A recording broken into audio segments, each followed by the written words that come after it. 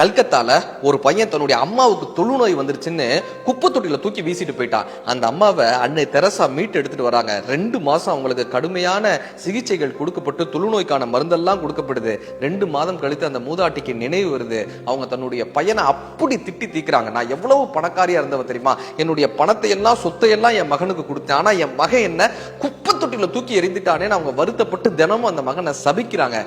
Teresa அன்னைய வணங்கி, mother உங்களுக்கு நான் ஏதாவது கொடுக்கணும்னு ஆசைப்படுறேன், உங்களுக்கு நான் என்ன கொடுக்கணும்னு கேட்கிறாங்க. அன்னை தெரசாவினுடைய வார்த்தை என்ன தெரியுமா, நீ எனக்கு ஏதாவது கொடுக்க வேண்டும் என்று நினைத்தால் உன்னுடைய மகனை மன்னித்து விடுன்னு சொல்றாங்க. அது எப்படி அவனை மன்னிக்க முடியும், அவன் என்ன குப்பை தொட்டில தூக்கி எறிஞ்சவன்னு அவங்களுக்கு அந்த கோபமும் ஆற்றாமையும் அவன் மீது இருந்து கொண்டே இருக்கு. 2 வருஷம் ஆகுது, அவங்களுடைய நோய் முற்றி அவங்க இறக்கக்கூடிய மரண தருவாய் வருது.